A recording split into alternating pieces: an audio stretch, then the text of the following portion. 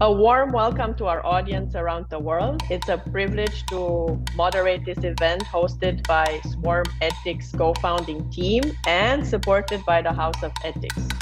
It's a distinct privilege to introduce the chief architects of this novel ethics approach. So maybe we'll start with the first one. Maybe Daniele, you could share with our audience, how is perhaps when you think about responsibility in a traditional ethics sense versus swarm ethics, how can people think about it? Aren't ethics principles the same? So maybe explain to our audience how we translate this into practice. Cool. So swarm ethics not only builds on something different than the traditional ethics, but also it differs from more recent ideas of kind of sourcing ethics and the like. Because here the general idea is we are not singletons, so it totally discards the concepts of something embedded into the mind of people that must be exactly the same for all of us to just function. But it also doesn't really employ the idea that just a mob of people might pile up and eventually some sum of ideas might be just picked out of the majority. No, instead, this worm ethics concept is grounded into the idea of reaching consensus between agents that interact with one another. And therefore, in this case, responsibility is not something that should be either hard coded or hard grounded, neither something that just is responsible because otherwise you don't belong to a majority.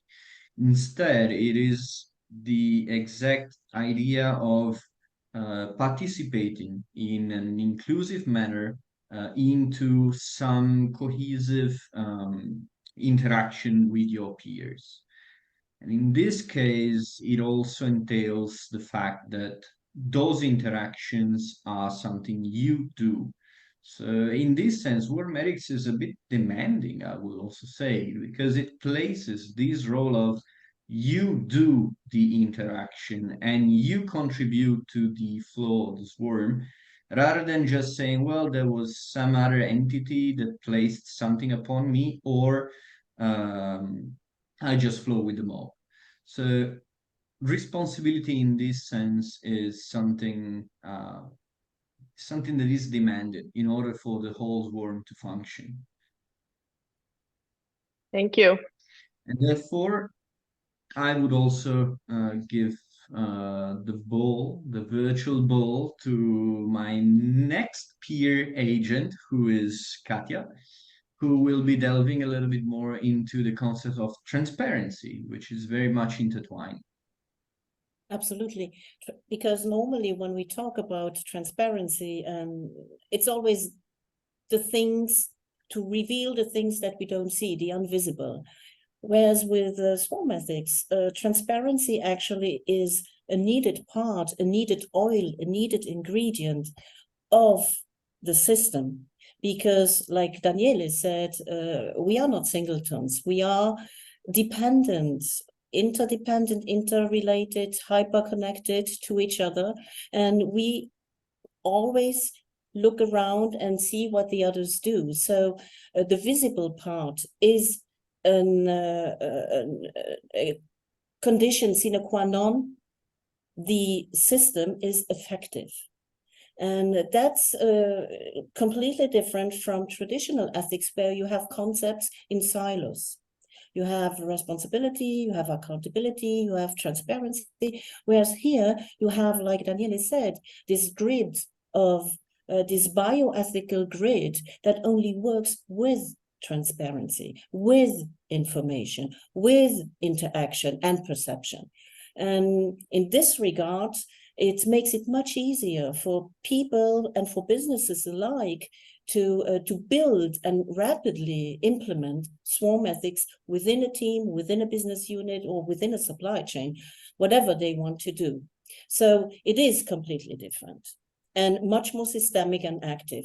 And the next question, that's a perfect question for Ingrid, because it deals with diversity, equality, and inclusion. And previously, Ingrid was talking about the DNA. So my question to Ingrid is, how does swarm ethics and DEI work together? Could we even go as far as calling swarm ethics an ethical system with an endemic DEI DNA?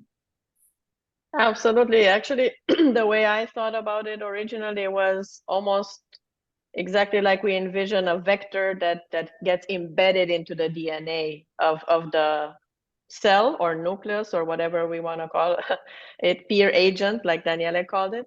So I do believe that the collective intelligence and the decentralized approach, not only to responsibility and transparency, allows us to also very nicely weave in diversity, equity, and inclusion at every single granular level within this larger organism, which is our swarm.